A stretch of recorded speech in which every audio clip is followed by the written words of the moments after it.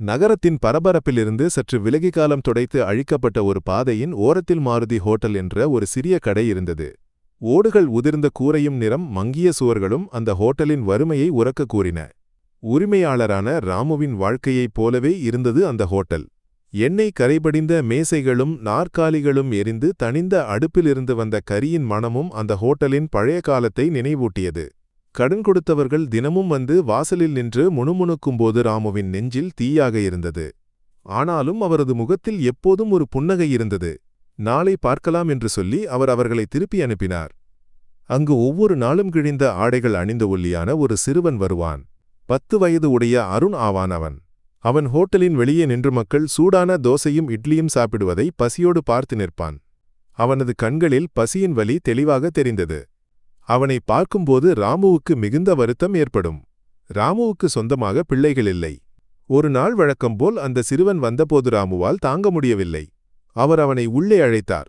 பையா, உனக்கு பசிக்குதா என்று ராமுவின் குரல் அன்போடும் அக்கறையோடும் கேட்டது.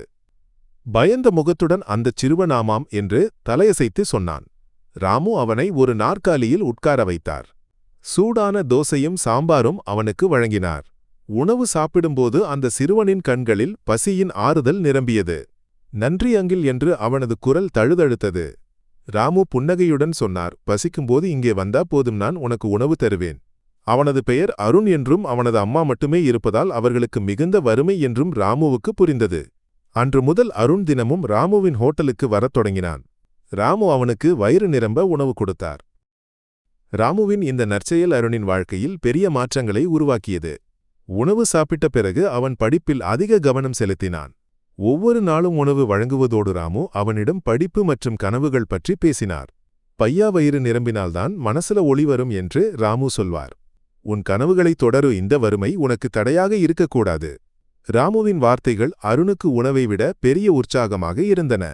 உணவு சாப்பிட்ட பிறகு அவன் தினமும் ராமுவுக்கு சமையலறையில் உதவினான். மெதுவாக ராமு அவனுக்கு சமையலின் சில அடிப்படைகளை கற்றுக் கொடுத்தார். ராமுவின் திறமை அவனுக்கு சமையலில் அதிக ஆர்வத்தை உருவாக்கியது. அருண் அந்த ஊரிலிருந்து படிப்பிற்காக வேறு ஒரு நகரத்திற்கு சென்றான். ராமு அவனை பெரிதும் ஊக்கப்படுத்தினார். பல வருடங்கள் கடந்தன. மாருதி ஹோட்டலின் நிதிநிலை மேலும் மோசமானது. ராமுவின் கடன் அதிகரித்து இறுதியாக ஹோட்டலை விற்க முடிவு செய்தார். அந்த நாளில் ராமு ஹோட்டலின் மேசையை துடைத்துக் கொண்டிருந்தார். பழைய நினைவுகள் அவரது கண்களில் கண்ணீர் முத்தாக ஒளிர்ந்தன. அப்போது எதிர்பாராத விதமாக ஒரு ஆடம்பர கார் ஹோட்டலின் முன் வந்து நின்றது. ராமு ஆச்சரியத்துடன் பார்த்தார். அதிலிருந்து இறங்கியவரை ராமுவால் அடையாளம் காண முடியவில்லை. அந்த இளைஞன் மிக விலையுயர்ந்த ஆடைகள் அணிந்திருந்தான்.